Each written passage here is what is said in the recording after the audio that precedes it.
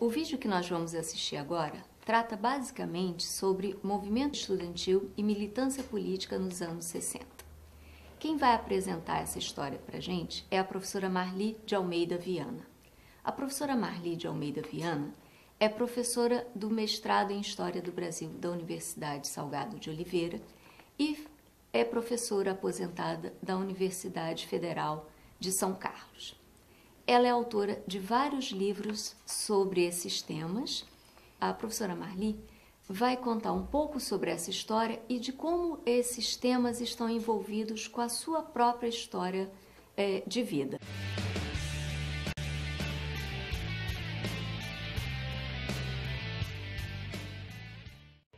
Professora Marli, o movimento estudantil da década de 60 no Brasil sofre que tipo de influência no que diz respeito à sua ideologia?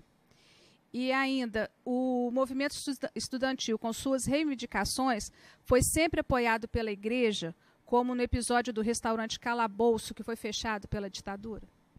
Então, como a gente esteve até conversando hoje, você falar sobre a ideologia do movimento estudantil, é melhor você falar daqueles grupos mais atuantes do movimento estudantil.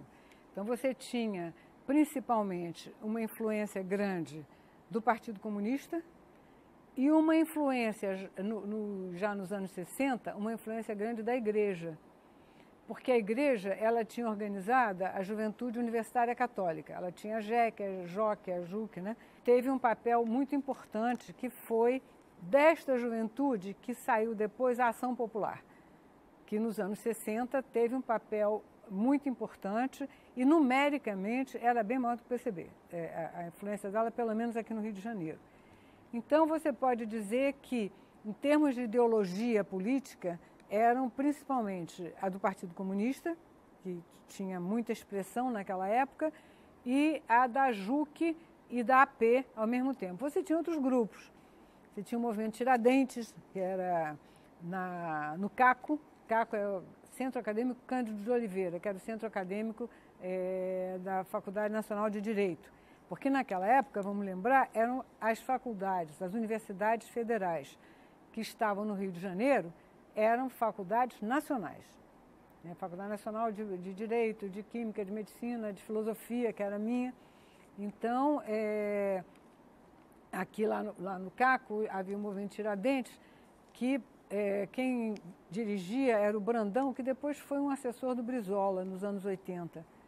E ele brigava muito conosco porque nós o chamávamos de odontólogos de esquerda, por ser movimento Tiradentes. E principalmente você tinha a Polop, que era política operária, que hoje deve se ter transformado em outros grupos, mas era pequena, era forte principalmente na IBAP, Escola Brasileira de Administração Pública, mas era principalmente, o PCdoB tinha pouca expressão no movimento estudantil, então era principalmente o Partido Comunista e a Igreja. E a Igreja teve uma posição importante, que é a sua segunda questão, como você sempre teve, apesar da Igreja, em 64, ter ficado, na sua maioria, ao lado do governo, do golpe, você teve figuras como Dom Paulo Evaristo Armes e outras figuras que tomaram uma posição democrática contra o arbítrio, contra a repressão, como foi o caso do assassinato do Edson Luiz, que era um secundarista de 18 anos, que não tinha nada a ver com política, que os secundaristas comiam no calabouço, tinha um restaurante no calabouço, que era um terror. Eu uma vez comi no restaurante do calabouço e era bandejão. E eu então achei que tinha lá um feijãozinho e me servi de feijão. Era doce de banana. Porque a comida do calabouço, quem comia no calabouço sempre era o Hélio Gaspari. O Hélio Gaspari entrou para a universidade em 63 e era uma figura muito pobre e ele comia no calabouço, ele que sabia explicar. E houve uma briga danada no calabouço e a polícia atirou no Edson Luiz e foi dado como um mártir. E a Igreja teve uma participação muito grande na defesa, contra o arbítrio, contra a repressão do Edson Luiz. E aí, na missa, eles tiveram uma participação fundamental, da mesma que tiveram na morte do Vladimir Herzog também, depois em São Paulo, né?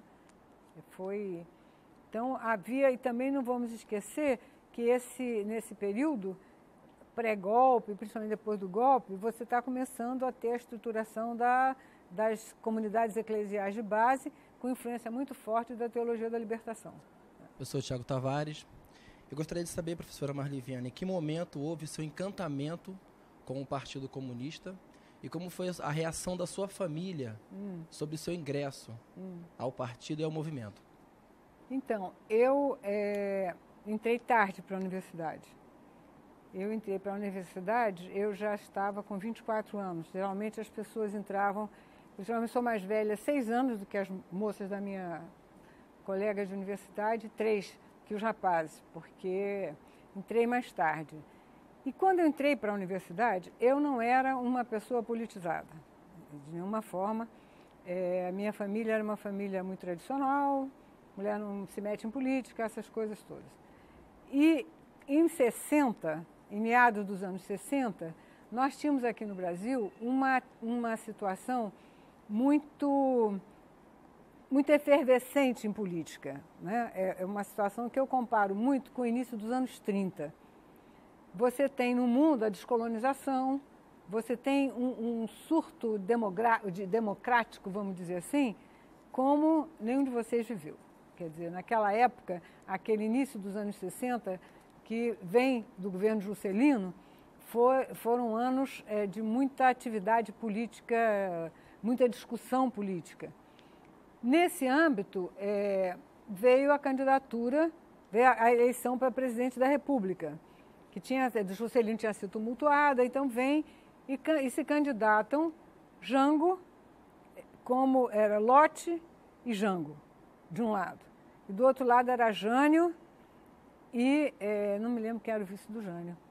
Não sei se era Hermes Lima, não me lembro quem era o vice do Jânio. Realmente ficou apagado na história.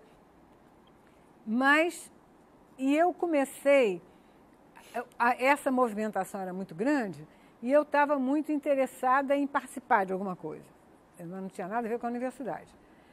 Então eu comecei a participar da campanha, algumas reuniões do PTB para as eleições. Eu comecei a me interessar mais por política e, inclusive, eu disse a vocês que eu tinha muito medo do comunismo, mas, por outro lado, eu nunca discriminei comunista. Eu tive um professor no Instituto de Educação, Edgar Susequinde de Mendonça, uma figura notável, que participou de 35, esteve preso em 35. Ele gostava muito de mim, eu gostava muito dele, ele era professor de ciências, e minha mãe dizia, cuidado que esses comunistas são assim, eles ficam cativando os estudantes e tal. Mas naquela época, era uma época de capa-pretismo. Tinha a União da Juventude Comunista, mas ninguém sabia quem era quem. Eu me lembro que o Susequinde veio me convidar para participar do Grêmio Cultural Rui Barbosa, que era do Instituto de Educação. Eu saí na chapa como tesoureira, a chapa venceu e o diretor fechou o Grêmio Cultural Rui Barbosa. Quer dizer, porque, evidentemente, o diretor devia saber que tinha ligação com a Juventude Comunista e tal. Mas, em 57, eu conheci Leandro Conder, que namorava minha irmã, depois ficou noivo e casou, e a família do Leandro Conder é uma família de comunistas. A família do pai do Leandro, o Dr. Valério Conder, foi um comunista há muitos anos, médico, sanitarista, era membro do Conselho Mundial da Paz, e eu comecei a frequentar a casa do Leandro. E comecei a ver que era gente muito boa, ter uma admiração enorme por eles, porque, além de tudo, é um pessoal, assim, pessoalmente, é um pessoal fascinante. Eu me lembro, para você ter uma ideia, em 1958 ou 59, não me lembro bem, eu fui a um aniversário em casa de Dr. Valério, era aniversário do Leandro, porque o Leandro fazia anos no mesmo dia que o Prestes, 3 de janeiro. E então, estávamos lá festejando o aniversário do Leandro e, de repente, o Leandro, o Dr. Valério, não me lembro, levantaram um brinde ao outro aniversariante do dia, que eu não sabia quem era. Aí eu perguntei, quem é? Aí me disseram, é o Prestes. Eu pensei, que coisa de mau gosto. Então, mas aos poucos eu fui me interessando mais por política E fui a uns 2 ou 3 encontros da juventude do PTB e comecei a participar dos comícios a favor do lote e do Jango. Sendo que era muito engraçado, porque a esquerda toda apoiava o lote. Havia naquela época o ISEG, já ouviram falar? O ISEB, Instituto Superior de Estudos Brasileiros, que ficava ali na Rua Bambina, se não me engano. Foi um dos primeiros que a ditadura fechou. Onde tinha Guerreiro Ramos, Álvaro Oliveira Pinto era o diretor, Nelson Werneck Sodré. A elite da intelectualidade brasileira frequentava o ISEB. E nessa época pré-eleitoral, o símbolo do Jânio era a vassoura. E o símbolo do lote era a espadinha. Então, tinha pessoas que iam para lá, na lapela do terno, era tudo coberto de espadinha. Então, toda a esquerda apoiava o lote, principalmente pela atitude do lote democrática de impedir o golpe em 54, né, 11 de novembro, desculpe, 55. 11 de novembro de 55, que garantiu a posse do Juscelino. Só que aconteceu uma coisa muito engraçada nessa ocasião. O Jânio Quadros ia para os comícios dizer que ele reataria relações com a União Soviética, ele reataria relações não só comerciais como diplomáticas. E o Lott ia para o comício dizendo que comunista ele queria ver desaparecido da face da terra. Então era muito engraçado, porque era um verdadeiro piano para você carregar, né? É uma coisa realmente complicada. E o que eu quero mostrar é que foi muito intensa a disputa eleitoral nesse período, muito intensa. E eu comecei a participar, comecei a me interessar por política por esse viés. Mas eu estou pensando na juventude do PTB. Então, vieram as eleições, ganharam Jânio e Jango, porque naquela época você podia juntar um partido com o outro. E o resto da história vocês conhecem. Quando as eleições terminaram em outubro, eu me lembro que nessa ocasião, em setembro, eu fiz exame para motorista. E eu fiz exame, me lembro, numa Kombi, que estava toda coberta de cartazes do lote e do Jango. Porque realmente foi uma empolgação muito grande. As pessoas todas participavam intensamente. E nessa época eu resolvi fazer a universidade.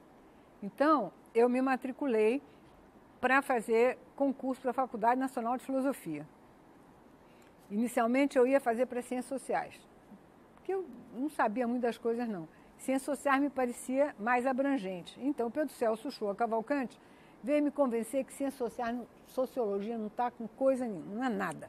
A única coisa que vale é a História. Eu achei que ele tinha razão e fui para a História. E naquela ocasião, os vestibulares não eram unificados.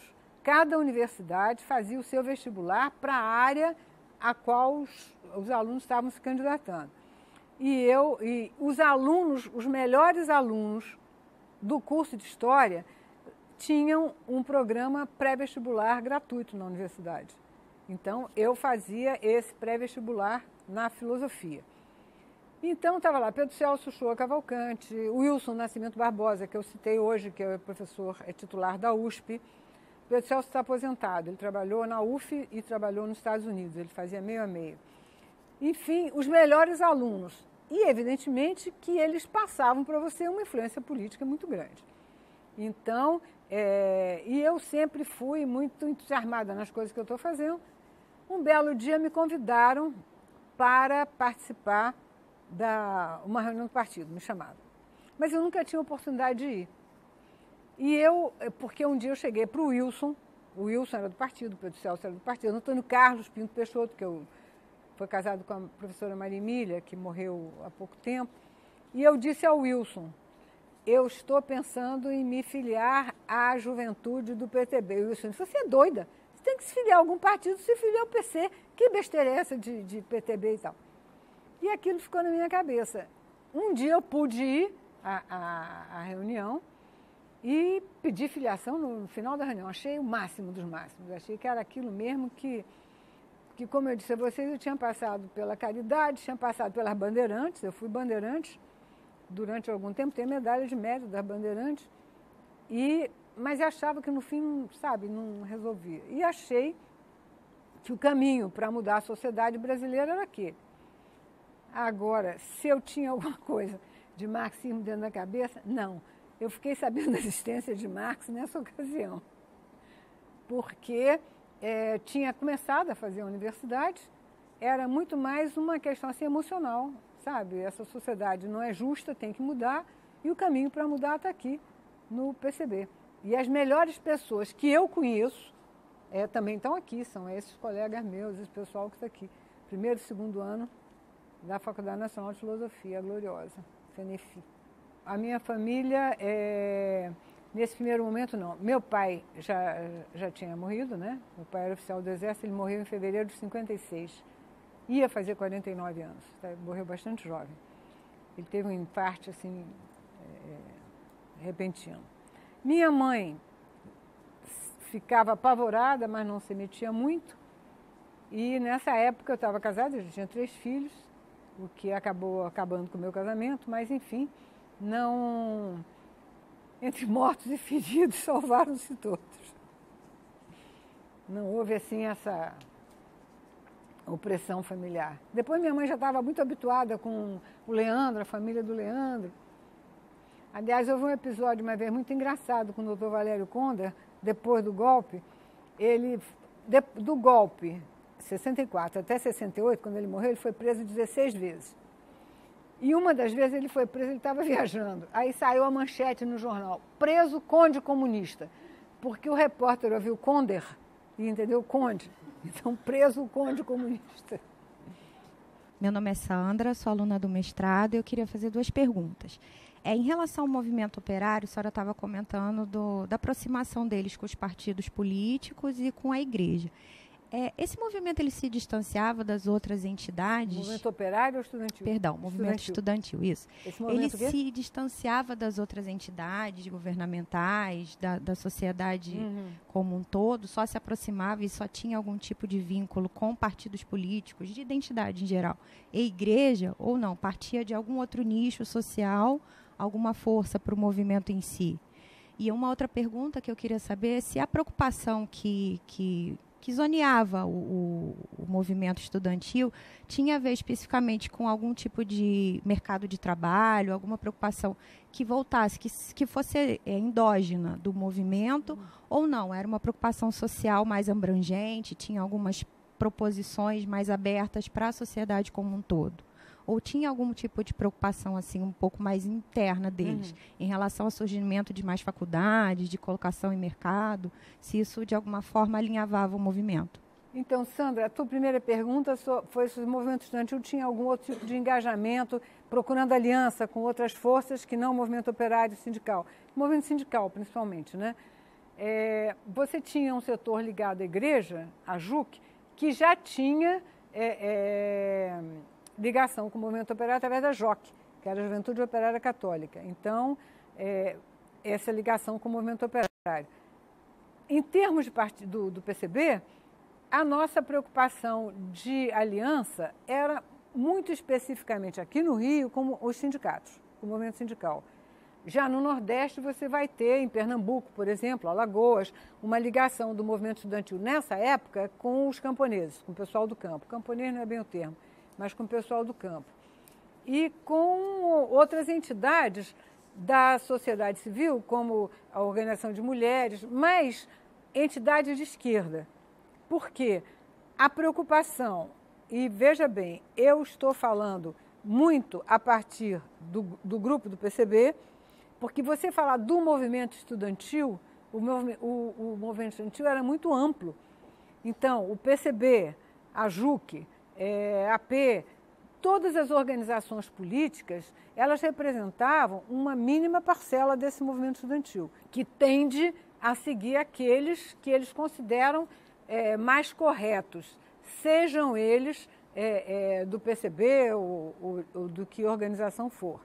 Então, de um modo geral, a nossa preocupação era mais a ligação com o sindicato. Por quê?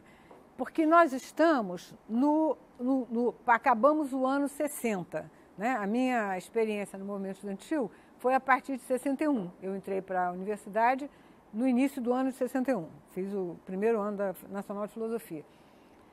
O ano de 60 tinha sido não só um ano político muito agitado em função das eleições, além de você ter a descolonização no mundo, a África começa o movimento de independência, isso aí teve uma importância muito grande. E tem um outro fator que contou muito, que foi o 5º Congresso do PCB. O PCB tinha estado na legalidade em 45, ido para a clandestinidade em 48, depois caído numa sectarismo danado em 50. A partir de 58, do manifesto de março de 58, o Partido Comunista começou a ter uma posição mais aberta, menos sectária, porque do ponto de vista, eu não estou falando de esquerdismo não, porque eu acho que a linha foi sempre a mesma, uma linha nacional libertadora. Então, eu acho errado falar de esquerdismo, mas sectarismo é outra coisa, né? Você é um grupo muito fechado. Em 58 isso começou a mudar. O 5º Congresso abriu uma perspectiva, isso vai influenciar muito no movimento estudantil dessa época. Abriu uma perspectiva, acabou-se com clandestinidade, o partido não era legal, mas funcionava como se fosse. Tinha sede, só que em vez de estar escrito assim, ali na Rio Branco, no edifício Marquês do Herval, no último andar, você chegava ao último andar, subia uma escadinha, estava lá escrito, escritório do deputado Hércules Correia, porque não podia botar a sede do PCB, porque o PCB era ilegal, mas todo mundo sabia que era ali a sede do PCB.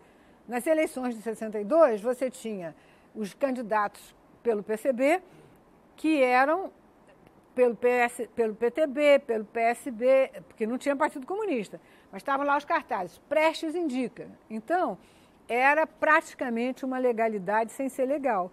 E isso influía muito, porque deixou de ser perigoso ser comunista. Ao contrário, pegava muito bem você ser comunista, pegava muito bem você ser de esquerda. Eu me lembro que a gente ia para a universidade, aqui nessa gola, a foice e o martelo, daqui o escudinho do Lênin. E o que pegava mal era você não ser de esquerda. E isso influenciava muito também, praticamente, num grupo grande do movimento. Então, nós tínhamos essa influência, esse crescimento, e a posição nossa não era uma posição de políticos. Pode parecer engraçado para vocês, mas em relação a isso que você perguntou, das reivindicações específicas do movimento estudantil ou das reivindicações políticas, sabe uma das discussões que nós fazíamos muito? Nós somos estudantes comunistas ou comunistas estudantes? Porque isso queria dizer, o que nós vamos privilegiar? É a participação política ou é uma participação que atenda às reivindicações do movimento estudantil? Então, qual era a grande reivindicação do movimento estudantil? Reforma universitária. A reforma universitária, em 1962, teve um congresso de reforma universitária no Paraná, eu fui, era grande reivindicação. E o que cabia dentro disso?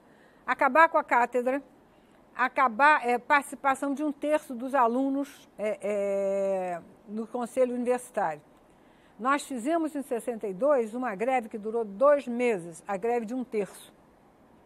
Até teve um episódio engraçado nisso, porque quase 2 meses de greve, e me convocaram, iam fazer uma entrevista na televisão. Aí fomos eu, pela esquerda, o Paulo Alberto, não sei se vocês conseguiram, o Arthur da Tábula, que era deputado, e a Sônia Ciganfredo, que era extrema direita, o livro que eu disse que eu trouxe para a Angélica, Uni, Instrumento de Subversão. Ela era o Bolsonaro de saias daquela época. E fomos para a televisão. Sônia Ciganfredo, Paulo Alberto e eu. Só que, como diz o ditado, a burrice humana é sem limites, o que eu imaginei? Deram a palavra para a Sônia Ciganfredo, Paulo Alberto e eu. E cada um falava o que quisesse, o tempo que quisesse. Conclusão, a Sônia falou o tempo todo. E quando a Sônia acabou de falar, acabou o programa, porque a gente nem eu abria a boca, nem o Paulo Alberto. Quer dizer, foi muito mal organizado e tal, essas coisas pitorescas. Então, nós discutíamos muito essa questão. Por quê? Nestes primeiros anos, eu acho isso, foi uma experiência localizada, mas que é uma experiência que foi muito válida para você estender até ao plano nacional. Quando nós começamos a atividade política dentro da Faculdade Nacional de Filosofia, o diretório acadêmico, nós chamamos que era um diretório da direita. Eu hoje tenho seríssimas dúvidas se eles eram de direita. Eles não eram comunistas, não eram socialistas, mas se eram de direita, eu hoje tenho sérias dúvidas. Mas a radicalização daquela época, quem não for comunista nem for simpático ao que era de direita, ou então está em cima do muro, essas coisas assim. Como fazer para ganhar o diretório? Era uma grande pergunta. Nós tínhamos, isso também é da maior importância, os melhores alunos do curso de História da Faculdade Nacional de Filosofia eram ligados ao PCB. Então, e nós tínhamos lá, dirigido pelo partido, eu vou até quinta-feira entregar lá para a ASMOB, para a faculdade, a revista de História. Eu fiquei até de mostrar para vocês. A revista de História feita pelo curso de História, pelos estudantes do curso de História. Hoje seria Qualis AAA, porque era realmente uma revista excelente. E, como eu já disse, tinha atividade no curso pré-vestibular. Então, este primeiro momento, como nós vamos ganhar a hegemonia na universidade? Foi um momento de luta política muito interessante, porque foi um momento que deixou de lado o sectarismo, embora privilegiasse o político, como atuar politicamente. Vamos atuar voltado para os estudantes. Então, nós criamos os centros de estudos, porque a Faculdade Nacional de Filosofia tinha curso de acho que uns 20 cursos. Na nossa área tinha História, Antropologia, Geografia, Filosofia, Economia não. Letras, mas lá no prédio havia pelo menos uns 5, 6 cursos. Como é que nós vamos trabalhar com esses cursos? Criamos o Centro de Estudos de História, Centro de Estudos de Geografia, Centro de Estudos de Sociologia. Então, ali os alunos tinham espaço para discutir as disciplinas, para discutir o seu métier, Porque tem uma coisa também que é importante dizer. Nós não tínhamos reivindicação, por exemplo, de mercado de trabalho. Naquela época, nos idos de 1961, você se formava na universidade e tinha emprego garantido. Acabou, isso não era cogitação. Até 65, 66, você formou-se e você saía empregado. Além de tudo, o nível dos estudantes, do ponto de vista, estou falando do nível do ponto de vista intelectual da disciplina, era muito alto. Era muito alto. Primeiro, em termos de conhecimento de língua estrangeira. Você não tinha publicação aqui no Brasil, ou era a tradução, ou era na Argentina a tradução em espanhol, ou era francesa. A Nouvelle Clio, todas aquelas edições francesas, eram onde nós estudávamos. O professor não perguntava se você sabia aquele idioma ou não. Se não sabe, vai procurar a sua turma, porque aqui tem que saber. Não tem conversa. Nós tínhamos... Pensa que havia apostila? Jamais em tempo algum. Pensa que o professor marcava capítulo para ler? Não, ele marcava o assunto e indicava os livros nos quais você poderia encontrar aquele assunto. E você ia procurar e estudar. E era isso normal, ninguém achava, ai que desespero, não posso, entendeu? Não tinha isso não. Então, e tinha mais coisa que vocês estão longe de fazer e que seria maravilha. Nós éramos... uma espécie muito pior, vocês são os santos, só falta nascer a asinha. Sabe muitas coisas que a gente se dedicava? A buscar os livros com os quais o professor trabalhava, tentar descobrir os livros que ele não conhecia, procurar alguma tese naquele livro que ele não conhecia, para levantar na sala de aula para ver se ele se enrolava todo e não sabia responder. Quer dizer, sabe, era assim... Ou uma coisa, sabe quem o Joel Rufino, sabe quem é Joel Rufino? Joel Rufino era da minha turma, que trabalha muito com futebol, movimento negro e tal. Volta e meia ele está na televisão. A gente inventava livro, às vezes, para pegar se o professor era sério. Aí começava a conversar assim, sabe, você viu aquele livro que saiu na França agora, do fulano, que fala sobre isso? perguntava para conhece. Se o pobre conhecesse, estava frito, porque o livro não existia, era inventado por nós. E para você fazer isso, você tinha que estudar. Isso era o que tinha de interessante. Então, a nossa preocupação, em termos de reivindicação, eram essas, de representação dos alunos. Olha, reivindicação de restaurantes não havia, porque as universidades tinham restaurante.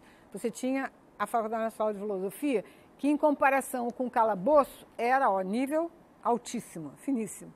A gente só comia lá, no bandejão da filosofia. Você tinha um calabouço. Cada universidade tinha o seu restaurante universitário, onde os alunos podiam comer. Moradia, nunca vi maiores reivindicações de moradia, mesmo porque... E as pessoas que estudavam na Nacional de Filosofia eram as que tinham um nível financeiro mais baixo, porque a Faculdade de Medicina era integral, Engenharia era integral. Muitas dessas faculdades eram integrais. O que você podia trabalhar estudar em meio expediente era a Nacional de Filosofia. Eu, por exemplo, era professora primária, trabalhava metade do dia e estudava na outra metade. Então, era muito mais popular a Nacional de Filosofia. E as reivindicações que nós buscávamos não eram as reivindicações que existem hoje. Eu quero restaurante, eu quero bolsa, eu quero moradia. Pelo menos em São Carlos, eram as reivindicações fundamentais dos alunos de ciências sociais. Eles vinham de outro estado, não tem onde morar, eu preciso de um restaurante para comer de graça, entende? Então, a nossa reivindicação era de bons professores. Olha, teve professor que foi salvo pelo gongo, como uma professora, Maria Sonsoles, ela já morreu, posso falar, Maria Sonsoles, que era professora de idade média, ex-freira. Nós dizíamos que ela era tão reacionária que o Franco tinha expulsado ela da Espanha. Ela era uma questão... Depois, quando eu voltei, em 80, ela estava no PT. Não me pergunte como, mas mudou. Então, a Marisol só não saiu porque o golpe veio e impediu a greve para tirar a Marisol. Porque a gente brigava para tirar professor quando achava que o professor não era bom. Agora, para você brigar para tirar um professor dizendo que ele não é bom, você precisa estudar bastante. Porque senão... E frequentar. Outra coisa, a greve, essa greve que eu falei dos 2 meses, a greve pela reforma universitária, você fazia greve, os professores, incluídos, Maríada Linhares. Quem conheceu Maríada enquanto ela trabalhou aqui? Que ela trabalhou aqui até morrer. Um gêniozinho. Falcão era assistente da Maríada. Eles iam para a sala de aula, faziam uma chamada, davam falta em todos os alunos. Está em greve? Falta. Então, depois da greve, a gente tinha que negociar a presença para não... Eles davam a presença, mas tinha que negociar. Durante todo esse período, jamais um professor fez greve. Pelo menos na Faculdade Nacional de Filosofia. Quer dizer, eram os alunos que se movimentavam. E as reivindicações, então, era essa: acabar com a cátedra, acabar com... exigir concurso, que os professores tivessem bom nível, aqueles que nós achamos que não eram bons professores, botar para fora. Então, as nossas reivindicações eram essas, e com isso nós ganhamos a quase totalidade da simpatia dos votos dos alunos da Faculdade Nacional de Filosofia. Em 61, em 62, nós tivemos quase 100% da votação e nenhuma chapa se apresentou contra nós. Foi aí que começaram os nossos erros. Depois, numa outra pergunta, eu respondo. Então, nós tínhamos um prestígio muito grande e éramos muito respeitados como alunos. Em 64, a gente às vezes tem umas manchas na biografia. Em 64, eu quase bati com uma estátua na cabeça do Sobral Pinto. Porque o Sobral Pinto era um homem notável. Todo mundo sabe quem foi o professor Sobral Pinto, que ele lutou contra a ditadura. Mas naquela época, ele era um reacionário, sabe? Um desses religiosos assim, reacionários. Ele sempre foi muito conservador. Sobral Pinto ia à missa todo dia. Ele e o Prestes tinham uma coisa em comum, se davam muito bem, tinham uma coisa em comum, adorava escrever. Então era um tal de carta de um para o outro, e bastava ver qualquer movimento de aluno na filosofia, ele mandava uma carta para o Prestes: contenha os seus comandados, não sei o quê. E uma vez a polícia quis entrar na faculdade, a gente foi fechar a porta, o Sobral quis abrir a porta, ele quase apanhou outra gente lá. Então, o que eu quero dizer que era uma atuação muito radicalizada e, evidentemente, isso é um traço meio perigoso, mas muito positivo da juventude. A gente estava empolgado com o que estava fazendo. A gente, sabe, estava ali para dar a vida por aquela radicalização generosa da juventude, né? Em termos de transformar a situação. Então, as reivindicações eram essas, voltadas para o ensino, não voltadas para qualquer problema assistencial, que, aliás, não era reivindicado. Professora Marli Viane, eu sou o César. Eu gostaria de perguntar qual foi o papel do movimento estudantil na campanha da legalidade em 61. Então, 61 foi praticamente, entre aspas, um batismo de sangue para o movimento estudantil. Por quê?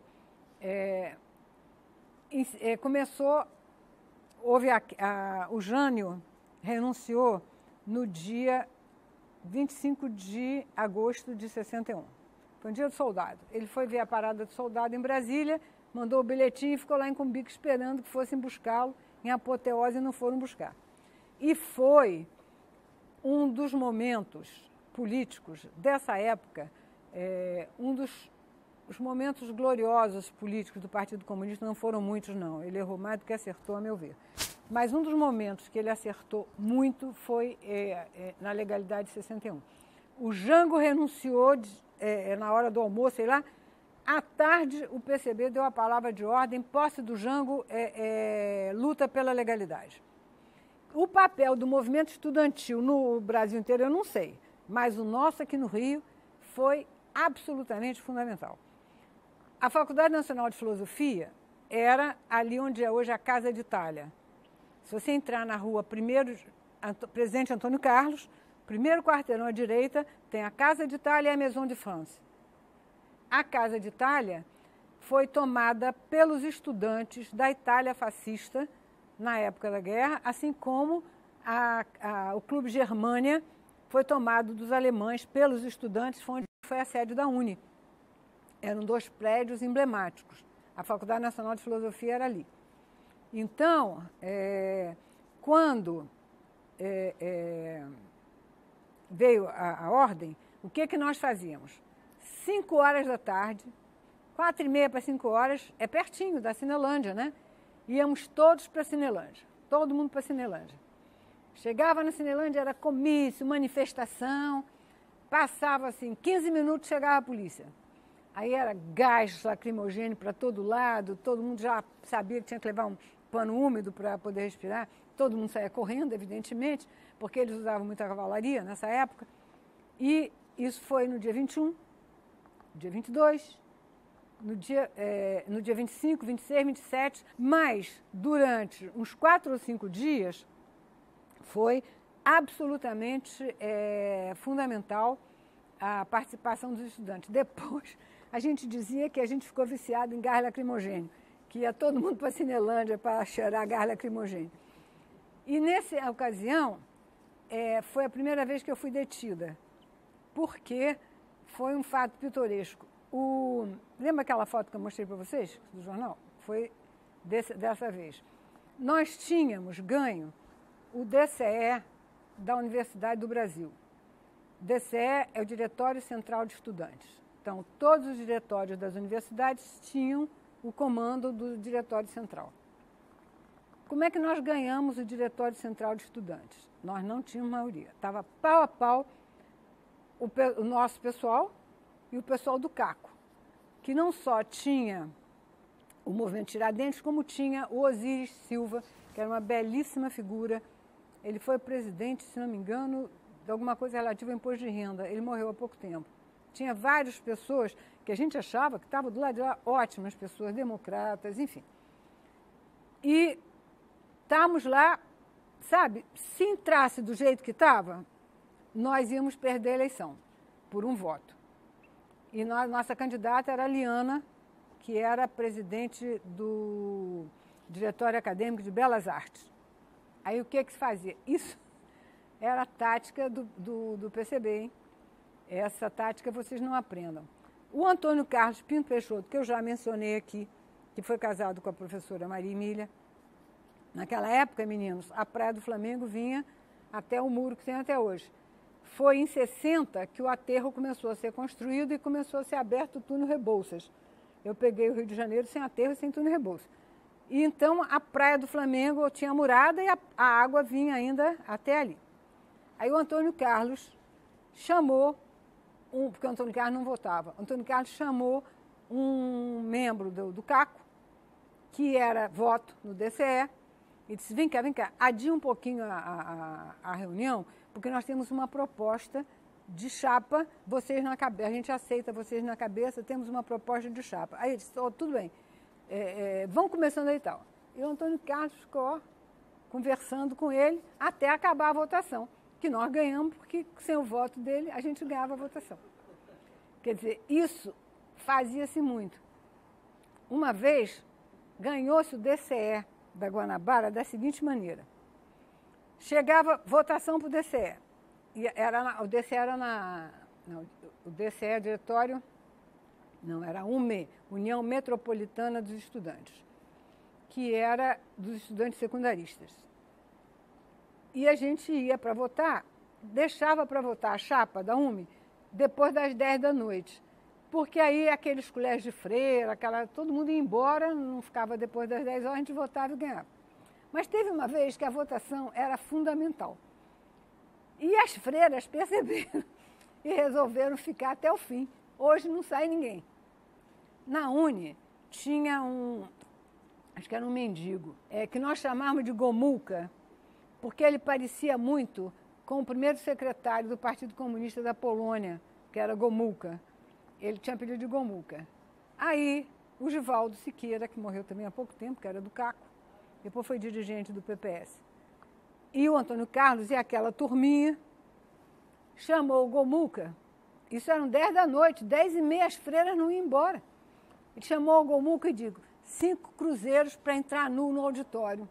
O Gomulka, olha, 5 era muito dinheiro.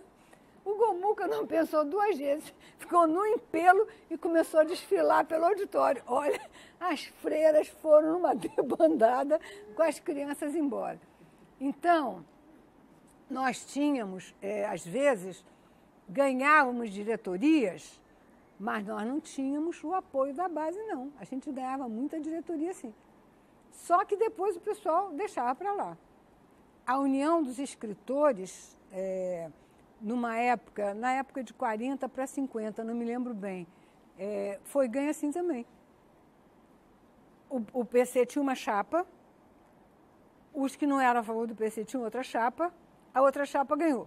Ganhou, e como conhecia os métodos do PC, agarrou o livro de atas e trancou-se numa sala. Aí o pessoal chamou o Graciliano Ramos, que era respeitado por todo mundo, e disse, tu vai lá e rasga aquele livro. E o Graciliano, mano, tem que fazer a tarefa do partido. Aí o Graciliano tomou umas cachaças, bateu na porta, abriram a porta para ele, porque era o velho Graça, ele foi, chegou na mesa, pegou o livro, rasgou o livro em pedacinho. Conclusão, nós ganhamos a diretoria da União dos Escritores e acabou-se a União dos Escritores, né? Nunca mais ninguém teve força. Então, você tinha métodos muito pouco recomendáveis. Então, havia essa contradição. Você aparecia, às vezes, como ganhei, tal diretório é meu. Mas como é que você ganhou? Você tem a liderança de toda a universidade, você tem aquele bando de comodistas que não quer saber de nada, uma turma que é contrária e ficava furiosa, mas perdia. Nem sempre nos enfrentava nessa direção. Então, nós ganhamos o diretório e a Liana ficou presa no diretório. Vem o golpe. E o partido fez uma série de... Porque vocês não imaginam, durante 3 dias aqui no Rio, a barra foi muito pesada. Porque o Lacerda estava disposto a ir às armas. O Odile Denis, ele mandou bombardear Porto Alegre. Isso está documentado. Ele mandou bombardear Porto Alegre. Foi um grupo de oficiais que não aceitou. Em Porto Alegre está o Brizola, com a questão da legalidade, a cadeia da legalidade. Aqui no Rio, o partido fez milhares de folhetos pela legalidade. Milhares de folhetos pela legalidade. E esses folhetos foram distribuídos na Uni. Cada grupo levou uma parte de folheto. Foi uma para a casa da Liana, que morava no Leme, foi uma parte para a minha casa, que morava ali em Ipanema. Eu morava ali na rua, no final da Barão da Torre, quase onde tem, em frente ao hospital, quase onde tem a subida agora para a favela ali de cima. E trabalhava, estava amparada numa escola ali na Barão da Torre. E uma parte para a minha casa. Mas era tudo assim, queremos a legalidade, assinado pelo Partido Comunista, posse do Jango, a legalidade. E aí, eu estou saindo de casa e um rapaz buscar esse material lá em casa, porque estava lá para várias pessoas irem pegar para distribuir. E eu tinha aula e nada do rapaz aparecer. Aí o que eu vou fazer? Botei um cartaz na porta assim, estou na escola, José Linhares chamava só, na escola aqui na Barão da Torre e tal. E deixei o recado na porta e desci para ir trabalhar. Quando o elevador desceu, eu morava no 5º andar. Eu vejo parando não sei quantos carros de polícia na porta. E aí eu parei e aquilo cheirava que tinha alguma coisa a ver com a gente, né? Que o apartamento era a verdadeira república. Aí entraram, nem ligaram para mim, passaram por mim, deviam estar pensando que um antro de terroristas. Aí entrou, eu vi um dizer assim, um delegado, cobra os fundos, não sei o quê. Aí eu voltei, subi no elevador com eles. E não deu outro, eles apertaram o 5º andar. Aí eles foram correndo pelo corredor, eu fui atrás. Vocês querem alguma coisa? Eles disseram, a senhora, estão atrás da dona Maria? Sou eu. Aí um deles disse assim, nós estamos aqui, nós viemos buscar um material. A senhora não tem um material aí para entregar? Eu digo, tenho, pela posse do Jango, pela legalidade. Pode mostrar? Pois não. Eles entraram e aí se identificaram como polícia. Tinha um senhor e 2 soldados da polícia. Aí eu fui no meu quarto pegar o material que estava, né? E ele, mas a senhora não vê que vocês... Não. O que tem de subversivo? Está pedindo a Constituição? Vocês não estão pela Constituição? Aí você faz aquela cara, né? E eu tinha medo que eles entrassem lá, porque atrás da porta, nós estávamos naquela época fazendo uma campanha pela legalidade do PCB. Então tinha listas e listas de assinatura. Mas eles não, eu levei todo o material e aí houve alguns episódios engraçados. Primeiro levaram toda a minha coleção de Novos Rumos, que era o jornal do partido. Depois me levaram 2 livros, O Estado e a Revolução, de Lênin, e Os Oradores da Revolução Francesa. Teve revolução, eles levaram embora. Aí é que o policial que chefiava disse assim, nós precisamos levar a senhora à delegacia. Aí passaram pela escola, para ver se eu trabalhava lá mesmo, e depois me levaram para o DOPS. Lá eles fazem aquela que eles chamam de ficar olhando, sabe? De ficar... Eu estou aqui pensando... Não, foi essa vez daquele retrato, não. Essa vez não me fecharam, não. Ficaram, olha e tal, aí eu pedi ao senhor para me devolver esses livros. Ele sabe, depois ele mesmo ria, né? Como é que vão levar um livro desse e tal. Sabe como é que eles chegaram lá em casa? Um dos rapazes, esqueço o nome dele agora, que estava na Uni quando as coisas foram distribuídas, e esse garoto estava morto de medo. E contou para o tio, e dedurou para o tio que o material estava na casa da Liana, do DCE. Aí o tio avisou a polícia. 6 horas da manhã a polícia bateu na casa da Liana, que morava ela, a irmã e a mãe. Aí a mãe disse assim, olha, vocês vão dar licença, a sua casa só tem mulher.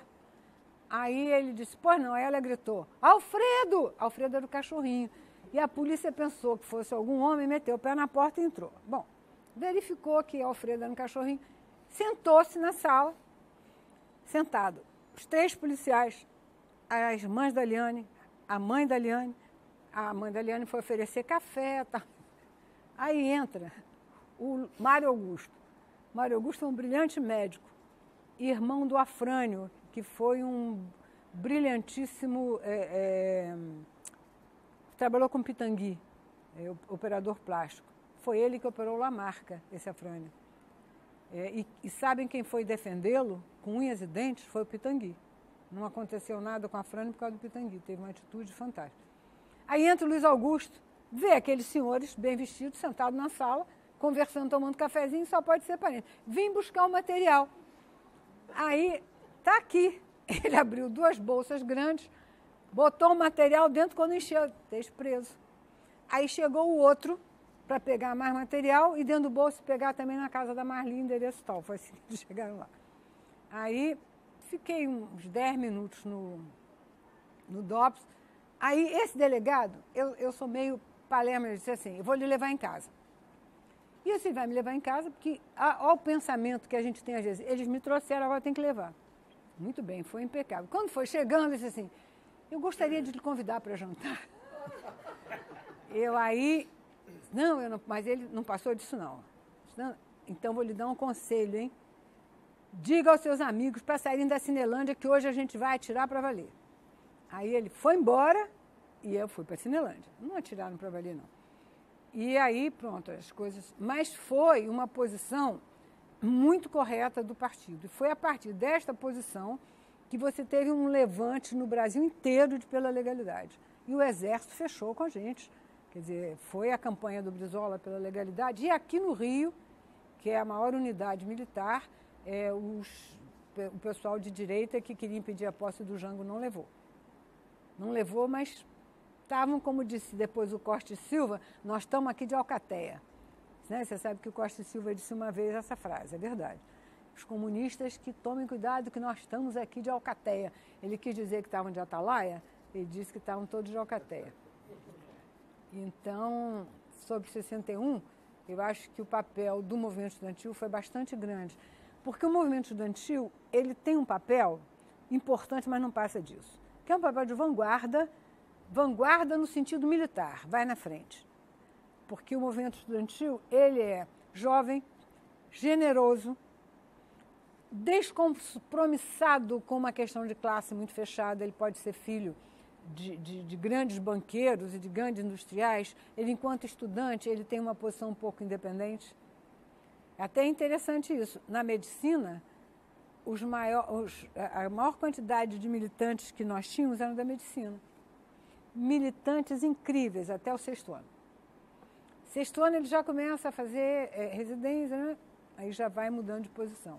Mas, então, os estudantes vão muitos e muitos movimentos no Brasil e no mundo, eles começam com uma rebeldia do movimento estudantil. É só lembrar de 68 na França. Professor, eu sou o César. A minha pergunta é a seguinte. A historiografia ocidental, sobretudo no período da Guerra Fria, ela criou o termo totalitarismo e ela tende a colocar o Stalin no mesmo patamar do Hitler, do ponto de vista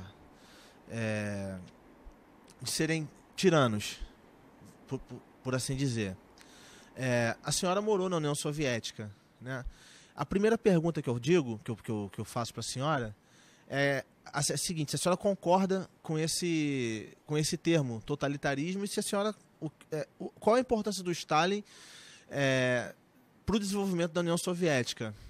É a primeira pergunta que eu faço à senhora. E, emendando, eu queria saber se, no período que a senhora morou na União Soviética, o que a senhora viu lá do período da desestalinização, né, que o Stalin já tinha, né, morrido, a senhora vai para a União Soviética em 65. E eu quero saber como que era a vida política na União Soviética após o Stalin. Claro que Stalin foi muito diferente de Hitler do ponto de vista de como, isso é o Zach Deutscher que diz muito bem, como um pegou o país e como deixou. Se você vê como Hitler pegou a Alemanha, que era um país industrializado da maior importância na Europa, e como deixou. A Alemanha absolutamente arrasada e dividida. Nesse sentido, Stalin pegou uma União Soviética, ao contrário, muito carente do ponto de vista econômico, social, etc., e deixou a segunda potência mundial. Então, feita essa diferença, que falava e construiu, o nome de construir o socialismo, porque do ponto de vista da base econômica havia o socialismo, quer dizer, a propriedade privada dos meios de produção tinha terminado, e o outro em nome do grande capital. Então, feito isso, eu acho que o Stalin foi um grande bandido, que ele não precisava, para o crescimento do socialismo, ele não precisava ter cometido as barbaridades que ele cometeu. Porque cometeu barbaridade, assassinou milhões de comunistas, não era só os comunistas, suas famílias, fez um paranoico, a meu ver. Que o problema é você estudar, e não temos tempo de conversar isso agora, quais os mecanismos que levaram a Revolução Russa, com toda a sua generosidade, com toda a sua democracia da época de Lenin, a chegar ao Stalin, a chegar não só a figura do Stalin, a toda a entourage que ele criou e que o apoiava a fazer aquilo que ele fez. Mas isso é preciso você estudar a história da Rússia, a história da União Soviética, para você entender a história da guerra civil, a miséria absoluta que o país estava em 23, 24, para você poder... Quer dizer, não é um fenômeno fácil de gosto, não gosto, é totalitário, isso não é totalitário, isso é simplismo. Quer dizer, você tem que entender por que chegou-se àquela situação. Até hoje, quem eu penso que explica melhor isso é o Deutscher, né? Ele tem um livro também chamado A Revolução Inacabada, que é muito bom. Então, não gosto muito desses termos que ficam dizendo ditador é totalitário, é autoritário, cada um tem uma diferençazinha sutil. Eu acho que isso não explica muita coisa, não. Mas a segunda questão é que eu conheci pouco da União Soviética, apesar de ter vivido ao todo lá 5 anos. Porque os 2 primeiros anos que eu vivi lá, nós vivíamos dentro da escola onde eu estudava, e era uma escola para o mundo ocidental. Então, até o russo era difícil de você praticar, porque você estudava russo, mas praticava no restaurante, na policlínica, mas você não tinha o russo do dia a dia, até porque os professores com quem nós convivíamos mais e os alunos não queriam falar em russo. Então a gente falava em espanhol e em francês. O inglês naquela época ainda não era essa fúria de hoje, não. Então era espanhol ou francês que se falava. Mesmo o pessoal de língua inglesa falava francês. E você tinha... E os professores, os que falavam outra língua, que era mais ou menos a metade, queriam falar espanhol ou queriam falar francês. Então, até essa conversa, quando você vai aprendendo russo, você já podia sair na rua para conversar, está na hora de ir embora, porque foram 2 anos de curso. E o russo é uma língua difícil, porque é uma língua diferente da nossa, principalmente. É uma língua que tem 6 declinações, é uma língua que constrói a frase de uma forma muito diferente. Agora, é interessante, é só por curiosidade. Quem conhece o alfabeto russo, sabe ler o alfabeto russo, lê o russo perfeitamente, porque o russo você lê como escreve. Então, o som, a sonoridade do russo, nós não temos 2 ou 3 fonemas que eles têm. Os outros nós temos todos. Os brasileiros e os portugueses são os que melhor pronunciam o russo, e vice-versa. O russo pronuncia um português perfeito, por causa dessa... Mas uma coisa que me dificulta hoje ler é você não estar habituado com o alfabeto cirílico.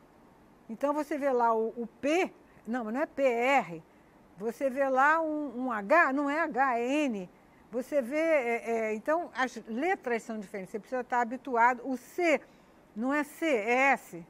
Então quando você vê lá SSSR, né? CCCR, CCCP, que a gente fala, que não é CCCP, é SSSR, né? Socialistischski Soyuz Respublik, qual é o outro? União Soyuz das Repúblicas, é o R, Socialistischski Soviétiski. Então, são 3 S e um R. Então, isso dá muita dificuldade para você aprender. Da segunda vez que eu estive, foram 10 anos depois, praticamente, 9 anos, quase 10 anos depois.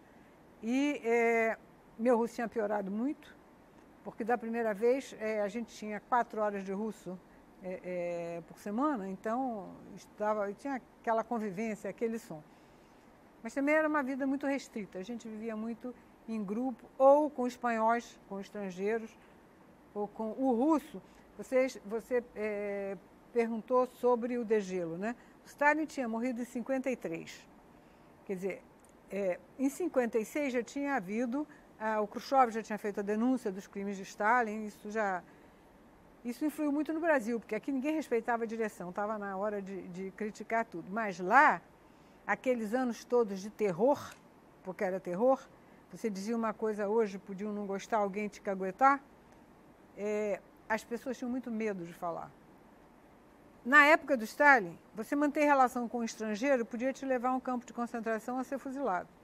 Você, de repente, podia ser dado como espião estrangeiro. Então, isso ficou muito inculcado na população, primeira coisa. Segunda coisa, as pessoas mais atrasadas culturalmente, às vezes pessoas que vinham do campo, nunca tinham visto um estrangeiro na vida, achavam gozadíssimo ouvir você falar.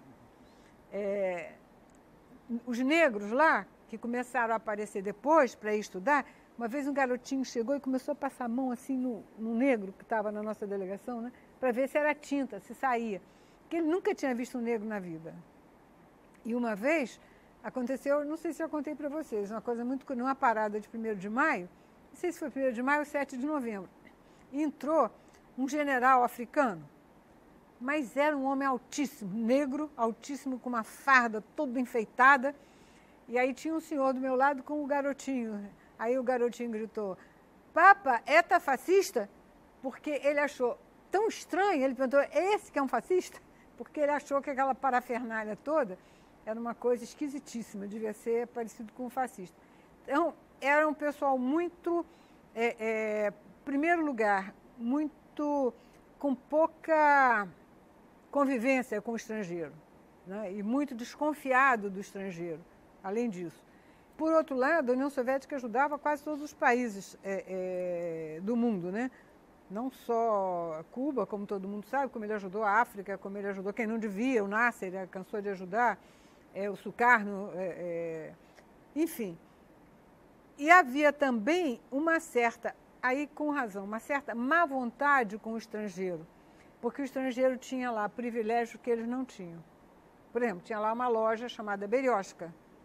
Berioshka é aquela planta tradicional da União Soviética, uma árvore comprida, branca assim. E essas lojas só estrangeiro podia comprar, porque ela só vendia em dólar. Então tinha uma série de produtos que só estrangeiro podia comprar. Então, com toda razão, os russos às vezes vinham com muita má vontade o estrangeiro. Agora, o que eu acho mais grave é que, isso eu acho que é um grande problema da União Soviética, em certo aspecto, é que o ensino lá era magnífico. O pessoal lá tinha obrigatoriedade, todo mundo com 8 anos de ensino, isso era obrigatório. E o ensino muito bom, né? Um ensino de matemática, língua, de tudo, da melhor qualidade. Então você dá culturalmente às pessoas todos os instrumentos para elas pensarem, mas não dá nenhuma iniciativa política, nem cultural, nem nada. Isso era muito ruim. E isso fez também com que a juventude, que não tinha mais nada a ver com Lenin, nem com a Revolução, nem com a Primeira Guerra Mundial, nem mesmo com a Segunda Guerra Mundial, nós já estamos nos anos 70 e tantos, né?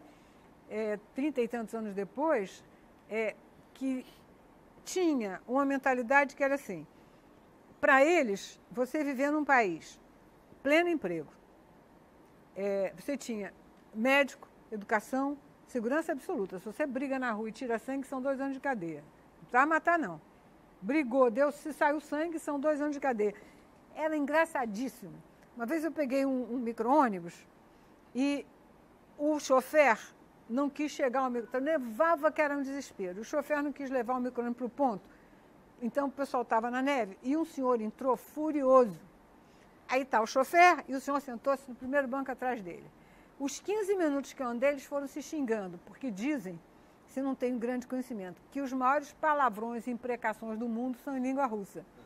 Os dois se xingavam, eu só me lembro de Chacal, era um dos que eu escutava ele xingar, mas nenhum levanta para bater no outro, porque ele não é besta, porque ele pode pegar a prisão por causa disso. Então você tem segurança, você tem educação total, livro de graça praticamente.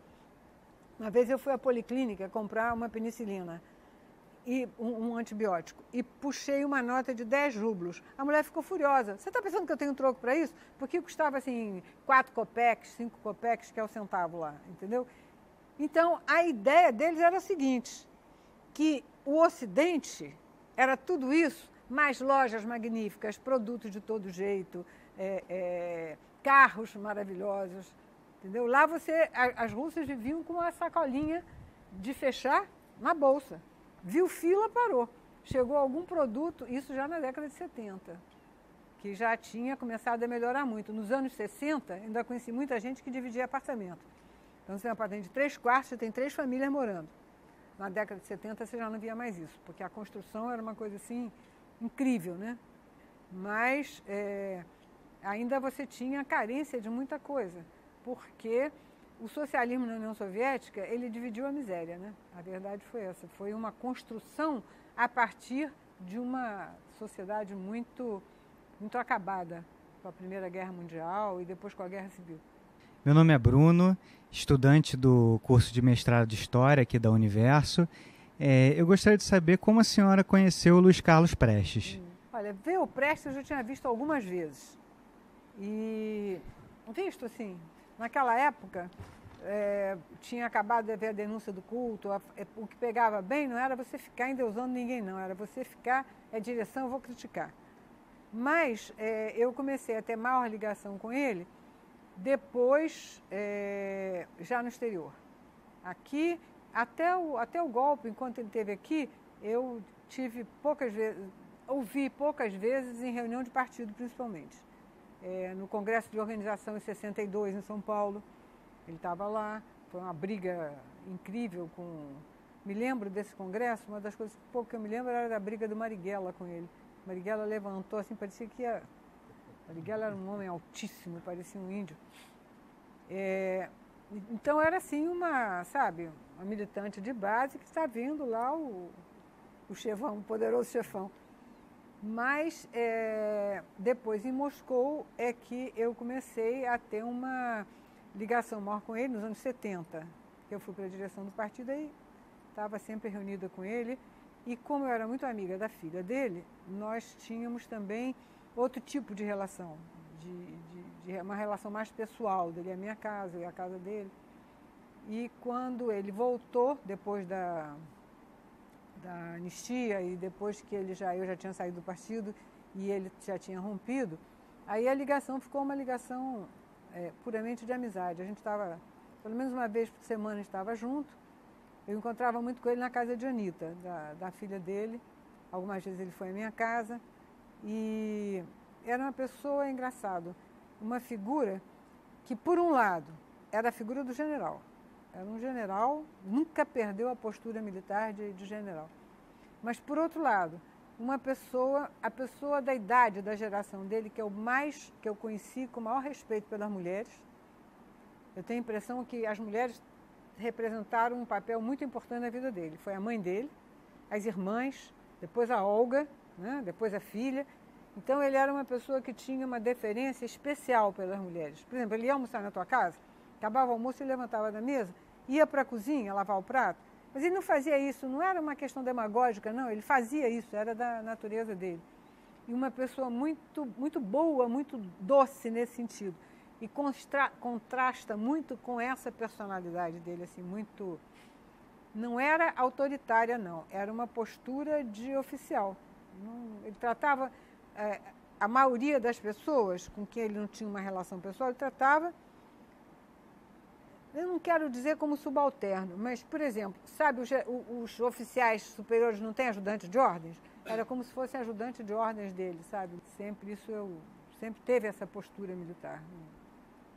Então, eu tive uma relação muito agradável com ele. Depois, nos anos 80, em meados dos anos 80, mais precisamente 88, quando eu comecei a fazer pesquisa para o doutorado, aí eu estava sempre com ele, porque eu fiz uma história de vida dele. E aí nós estávamos pelo menos uma vez por semana juntos. Depois, 89, 90, eu voltei, 89, que em 90 ele morreu. Eu voltei a encontrar com ele para refazer algumas questões. É isso. Meu nome é Marcelo. Professora Marli, aproveitando a pergunta anterior, na sua visão, qual foi a importância de Prestes na história do Brasil? Olha, eu acho, algumas pessoas já disseram isso, eu estou de acordo, que Prestes e Getúlio Vargas foram as duas figuras mais importantes do século passado no nosso país. Eu não vou dizer que o Prestes foi mais importante que o Getúlio, porque nem de longe o Prestes teve, na maior parte da sua vida, a evidência e nem nunca foi um manipulador, como foi o Getúlio, nem nunca teve um poder, etc. Mas, desde que ele começou na política, vamos dizer assim, eu estou considerando o primeiro movimento tenentista de 22, até a morte, não houve no Brasil nenhuma situação importante, progressista, democrática, que ele não tivesse à frente, que ele não tivesse apoiando, que ele não tivesse... não só ele, mas estamos falando em termos de uma figura, né? E ele teve...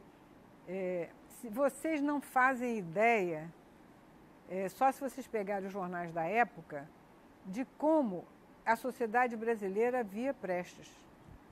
O Globo da época da coluna colocava manchetes, Prestes maior do que Aníbal.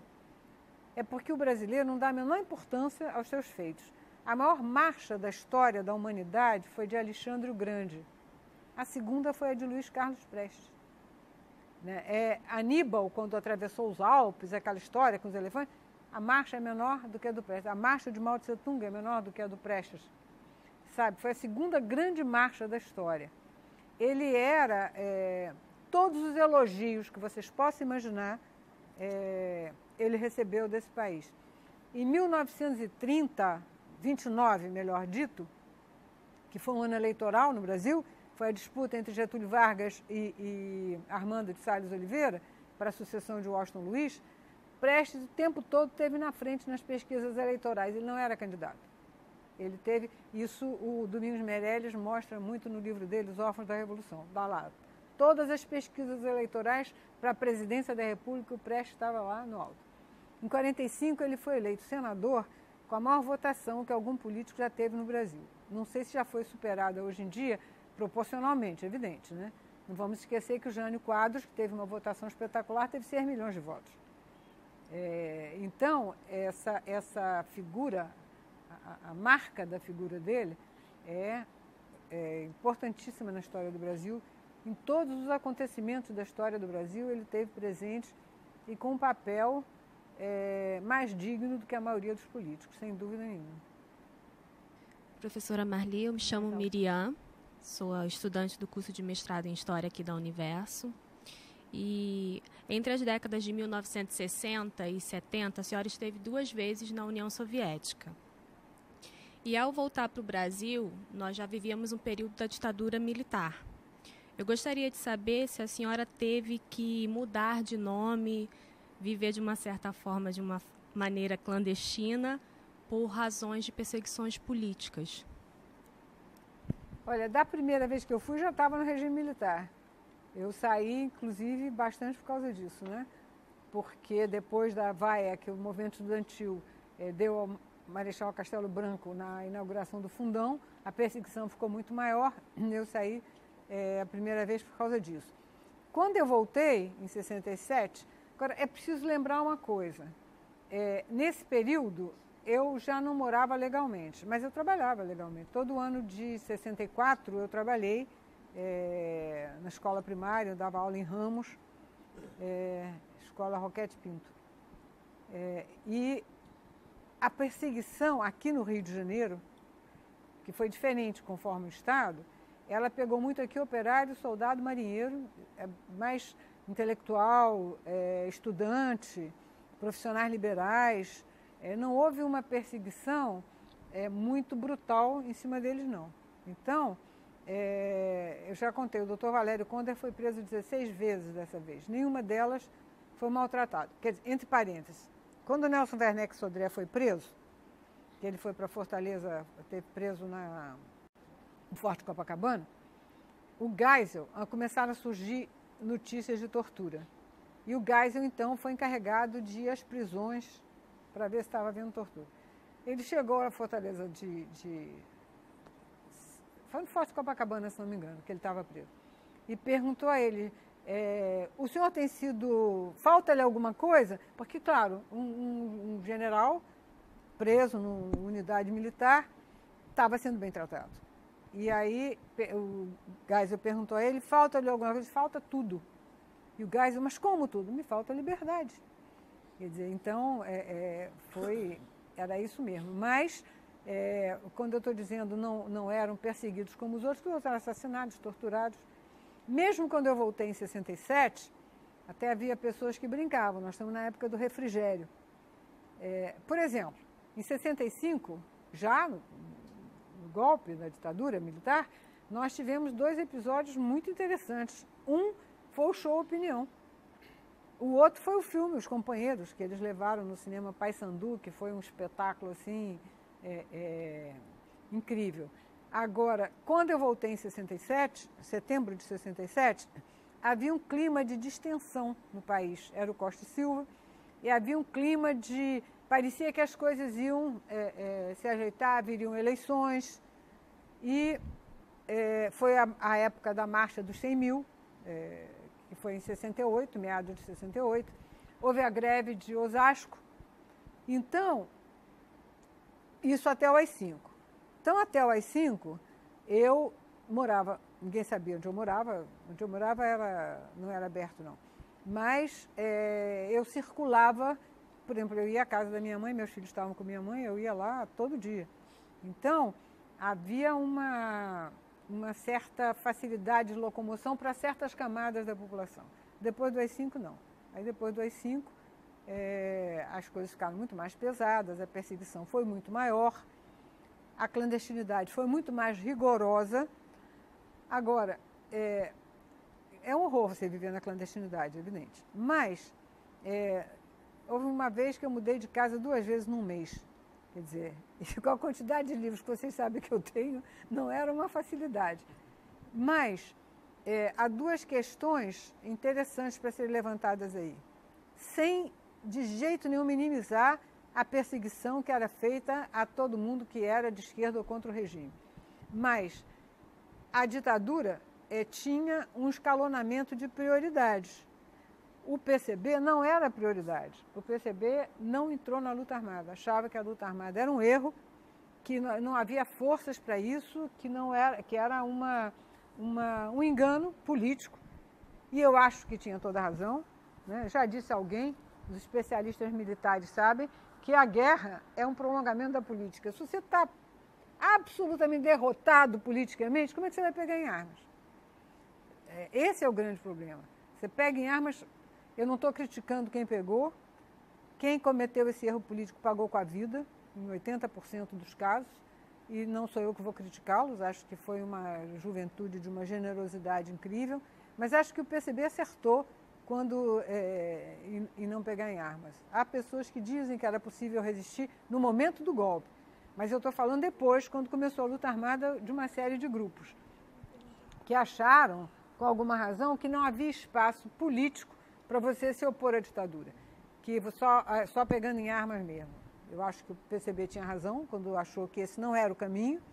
Então, por causa disso, a grande perseguição do governo era contra os grupos armados.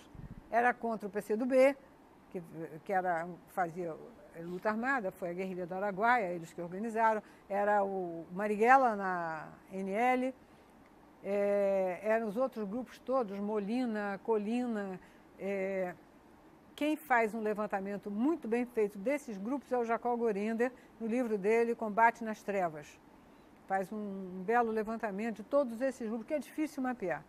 Então, por um lado, sem minimizar todo o horror da ditadura, havia também um outro aspecto interessante. E quem levanta isso, vai me perdoar de citá-lo, é o meu querido amigo Hélio Gaspari.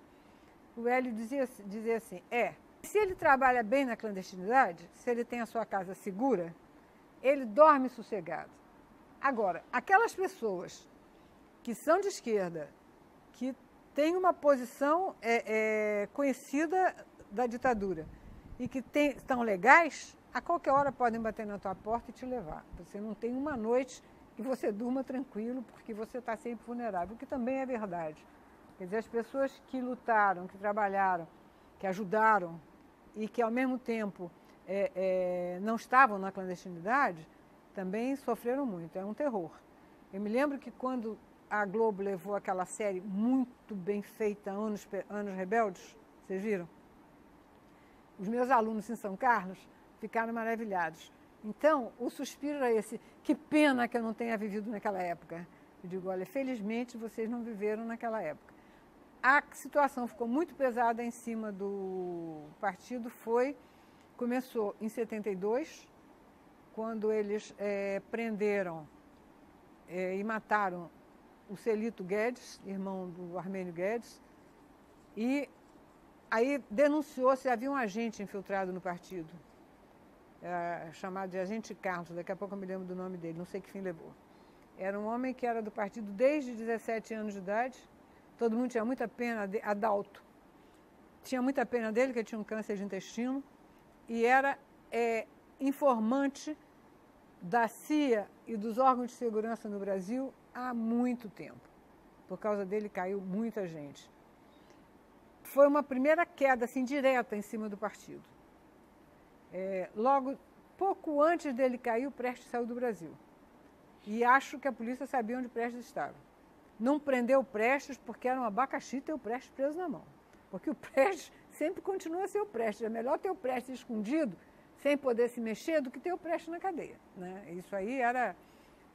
E depois, no ano de... Eu fui a segunda vez para a União Soviética, em novembro de 74, para voltar em janeiro de 75.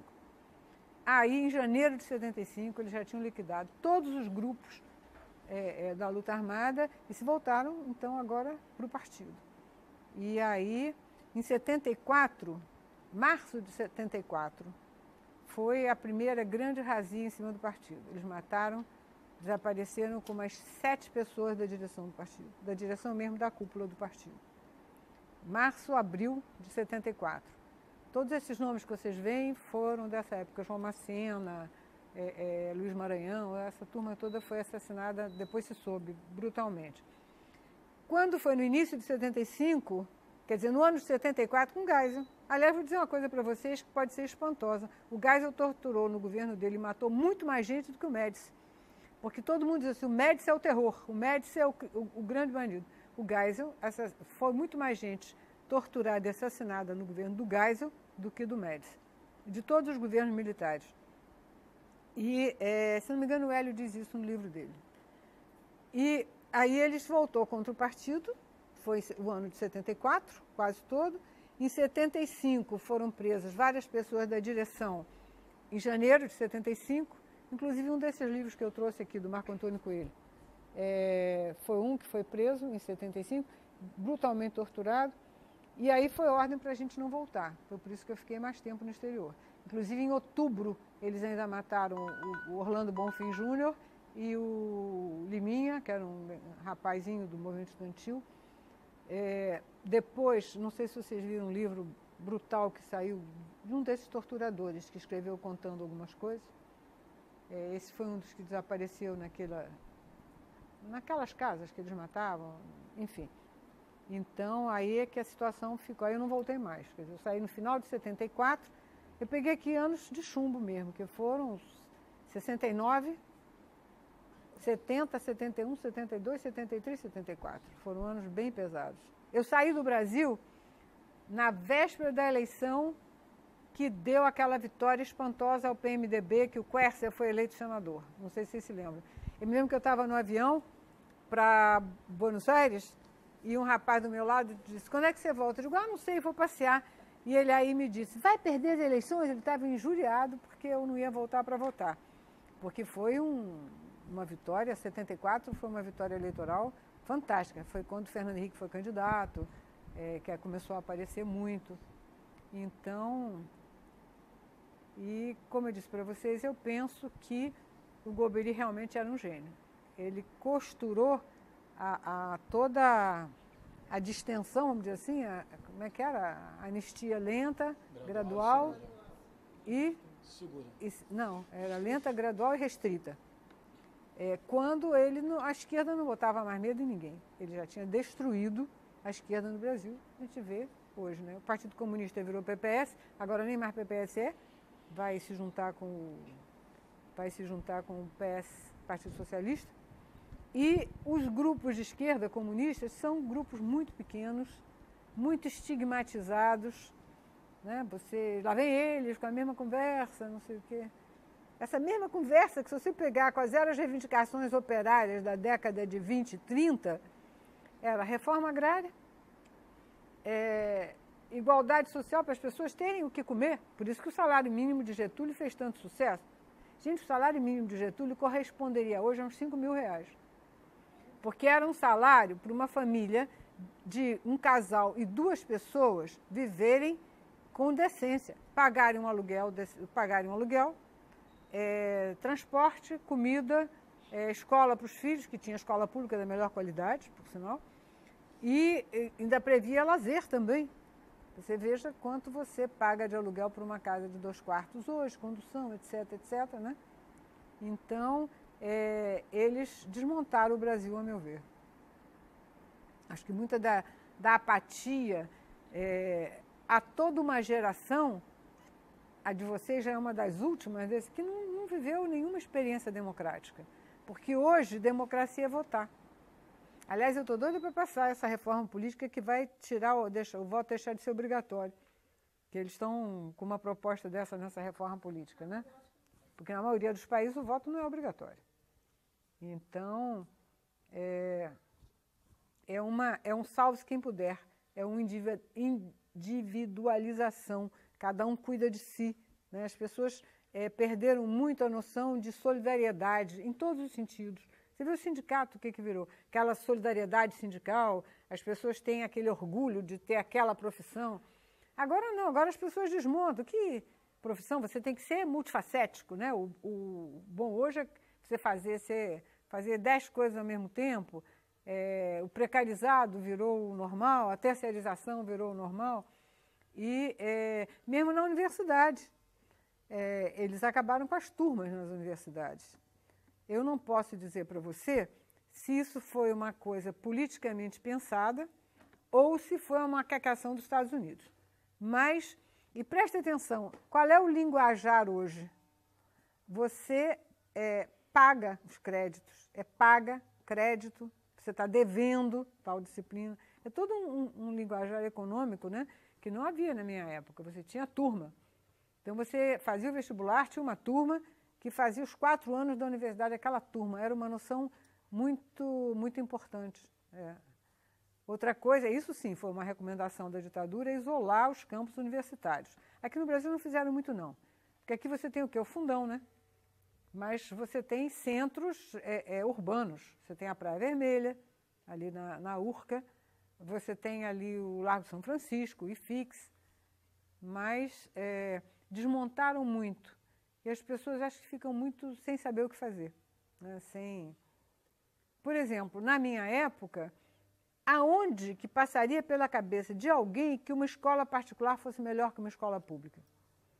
Hoje, as escolas particulares são melhores que as escolas públicas. Aonde que isso passava na cabeça naquela época? Né? Você tem uma mudança de foco muito grande nesse período todo. Professora Marli, meu nome é Alex, né? A gente tem visto aí, a senhora viveu intensamente esse período aí, década de 60, 70. Viveu intensamente, é muito principalmente esse ambiente aí da ditadura militar no Brasil, o golpe de 64. E é uma pergunta simples, né?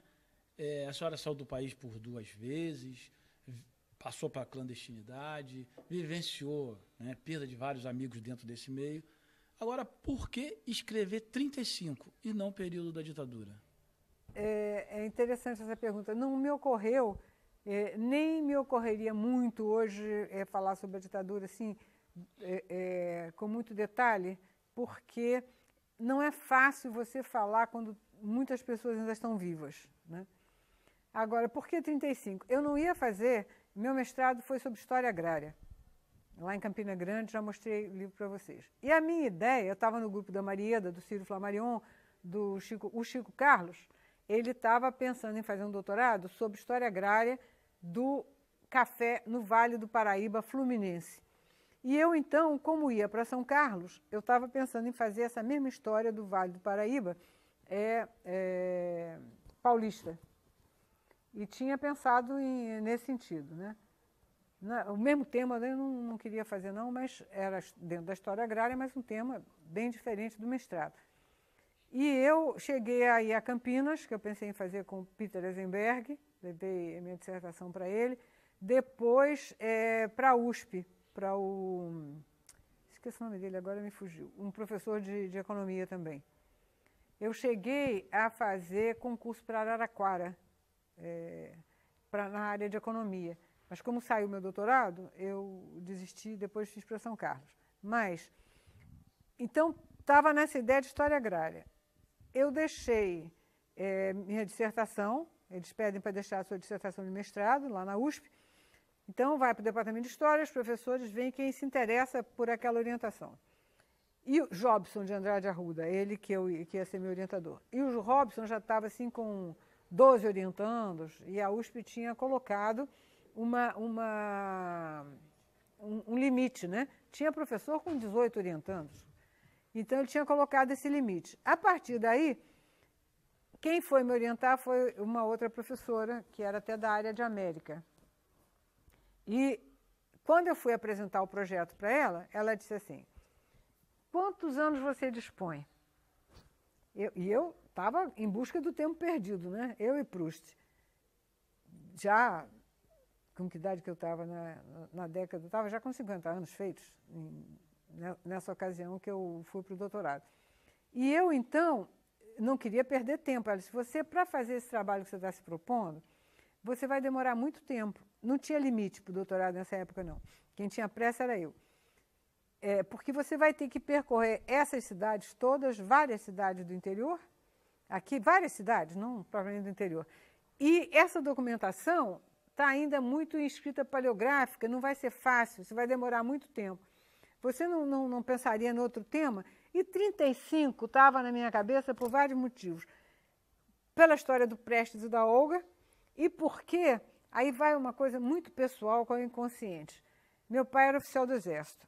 Eu nasci, sou mineira, nasci em São João del Rei, que se a capital do Brasil, se a Inconfidência Mineira tivesse vencido, né? Por sinal, é a melhor bandeira desse país, né? Libertas que será também. Que a gente traduzia na escola, liberdade que serás também. Nunca vocês traduziram assim, não? Então, lá em São João del Rei, tinha o 11RI, que era o regimento Tiradentes, justamente. Foi o primeiro que foi para a guerra, né? Foi o regimento que foi para a guerra, foi depois o regimento Sampaio do Rio. E nós éramos muito amigos do general Ventura, naquela época era tenente, depois, tenente Ventura ainda, o capitão, não me lembro, foi padrinho do meu irmão. O irmão do Ventura, que era a família de São João del Rei, o irmão do Ventura, que era sargento, fez ronda no 3º RI depois de 35, porque a luta dos revolucionários de 35, no 3º RI, na luta deles, na tomada do quartel, morreram 2 pessoas. Isso é absolutamente comprovado. Uma de cada lado. Uma do lado dos que se levantaram e uma do lado dos que estavam do lado do governo. Foi um major e um sargento. O major apareceu, atirou no sargento, o sargento atirou no major, o major chamava Misael, alguma coisa. Os 2 morreram. A matança no 3º RI foi o Getúlio que fez. O Getúlio é que mandou bombardear o quartel e destruiu o quartel. E depois destruiu mesmo, né? Ele ficou tão arrasado que hoje o quartel não existe mais. Você vai da Urca à Praia Vermelha, o 3º RI tomava toda a frente da Praia Vermelha. E o irmão do Ventura, eu era pequena, eu tinha 5, 6 anos, o irmão do Ventura contava histórias de fantasmas no 3º RI. E aquilo me impressionava muito. Então, a história de 35 também me ficou um pouco no meu inconsciente por causa das histórias de que toda noite aparecia uma mulher de branco lá nas ruínas do 3º RI, etc, etc. Isso também ficou. Mas foi muito porque foi uma história muito ligada ao PCB, ao Prestes, não só, mas bastante. Isso me interessou. Eu segui por esse caminho e gostei. Professora Marli, meu nome é Gisele, e a pergunta que eu vou fazer é o seguinte: houve algum momento, quando você retorna da União Soviética, algum momento em que você, deparando com a realidade do Brasil, que a sua luta vai até o fim, ou tem algum momento que você acha que é uma luta perdida, ou que foi uma luta perdida? Quando? Da primeira ou da segunda vez? Da segunda vez. Não, eu nunca me arrependi, não. Eu acho que derrota não é erro. Você tomar uma atitude, você ser derrotado, não significa que a sua atitude estava errada. Você viu mesmo no filme, né? Você ser derrotado não quer dizer que você não tem razão. Então, o que eu acho que, infelizmente, a esquerda brasileira até hoje só acumulou derrota.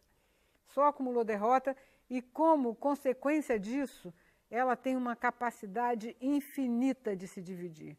Eu nunca vi as pessoas se dividirem tanto como a esquerda no Brasil. Se esfacelarem, né, em grupos e grupos e grupos. E da mesma forma que você tinha, na época... Vocês conhecem o livro de Foster Dulles, Anarquistas e Comunistas no Brasil? Se digladiavam, né? Quando surgiu o Partido Comunista, os maiores inimigos não eram dos comunistas, não era a burguesia, eram os anarquistas. E vice-versa. Os maiores inimigos... Vai conversar com anarquistas sobre a Guerra Civil Espanhola. O grande inimigo foi o PCB, foi o Partido Comunista, não era Franco, e vice-versa, os anarquistas que trabalham tudo. Então, briga em família costuma ser muito pior, né, do que outro tipo de briga. Então é isso, Gisele, nunca tive assim, ai, que terror, sabe, gastei tanto tempo da minha vida. Não, nunca tive isso, não. Depois você assume as coisas que você tem que assumir, que acha que são as mais corretas e pronto. Hoje em dia, não estou desligada politicamente porque eu não vejo nenhum partido fazendo alguma coisa que eu me ligar. Teve muita gente que se ligou correndo ao PT quando chegou aqui, está aí o que deu o PT, né? Então, respeito esses grupos que existem. O que existe hoje do PCB, que é o grupo do Ivan Pinheiro, é um pessoal muito, muito respeitável, muito lutador. O próprio PSTU. Então, mas depois da minha experiência no PCB, se você tiver algumas dúvidas, é melhor ficar de espectador. Não é oportunismo, não. Professora, o Marighella, ele rompe com o partido, né, antes do Prestes. E não só o Marighella, mas uma série de quadros da esquerda, eles rompem com o Partido Comunista para entrarem na luta armada. Eu quero saber qual o posicionamento da senhora, na época, qual a leitura que a senhora fez em relação a figuras ilustres da esquerda brasileira, como Marighella, como Lamarca, né? Esses que entraram na luta armada, né? Já que a senhora a leitura que a senhora fez agora é que o Partido Comunista acertou em não entrar na luta armada. Então, qual a leitura que a senhora fez em relação a Marighella e ao Lamarca? Em relação ao Marighella e ao Lamarca, foi o que eu disse antes. Eu tenho admiração por eles pessoalmente e acho que... O Lamarca eu conheço muito pouco. E que o Marighella estava completamente equivocado. Marighella era uma pessoa com um caráter assim, muito especial. E a posição dele, quando ele criou a ANL, era bastante anarquista, né? Nada de partido, nada de organização, cada um sai por aí fazendo o que quer. Quando sequestraram o embaixador americano, a ANL estava... A ALN é Ação Libertadora Nacional. Repara como parece com a Aliança Nacional Libertadora. Não é à toa, né? É aquela posição política nacional libertadora que o partido sempre teve, a meu ver. Então, são homens que eu respeito, que eu admiro, mas que acho equivocados politicamente. Marighella, principalmente. Você pode achar que uma pessoa... eu respeito a ideia dela, mas errada, equivocada. E, infelizmente, não sobrou praticamente ninguém do grupo da ANL, da ALN. Então, é isso. Acho que foi um erro comprovado na prática. É uma pergunta que eu me faço sempre, né? Se existia alguém que sabia lidar com a propaganda e assumia isso para si, né? Qual foi a eficiência ou a ineficiência das características dessa secretaria ou dessa parte do PCB. Né? O que eu te digo é o seguinte, a propaganda, num partido político, aliás, eu acho que em qualquer situação, ela pode ter as técnicas mais maravilhosas que ela tiver, mas o que está por baixo disso é ter o que dizer, o que transmitir. Então, num partido político, se você não tem um conteúdo político para transmitir, a tua propaganda ela vai ficar capenga. Então, o principal não é a propaganda. A maneira assim, parece que a propaganda vai resolver. Não, a propaganda está dentro de um posicionamento político. Então, se esse posicionamento político não tem uma capacidade de ganhar a população, de ganhar não só a classe operária, mas aos aliados todos, não adianta você ter técnicas maravilhosas porque não vai ajudar. Além do mais, eu acho que a propaganda não era bem feita. Era os jornais primeiro, como é que você vai fazer propaganda? Um partido clandestino, a propaganda é muito restrita. É um jornal feito clandestinamente, distribuído clandestinamente, e que quem for apanhado lendo está na cadeia. Então, isso aí já começa a dificultar a propaganda acima de tudo, né? Estou falando bastante da época da clandestinidade. Na época que o partido não era clandestino, o jornal do Partido Novos Rumos até que era um bom jornal. Tinha bastante, era vendido nas bancas, tinha bastante... o partido até se preocupava de ter colunas de futebol, só não tinha de alta sociedade, mas o resto tinha. Então, eu penso que o grande equívoco do PCB foi a falta de consistência teórica e a falta de consistência política. Eu acho que você pode avançar na propaganda, você pode avançar no terreno que for, mas se você não tiver esta base teórica e política, eu estou dizendo de conhecimento do país, de um partido que passou 40 anos dizendo que nós éramos feudais, né, que a gente vivia no feudalismo.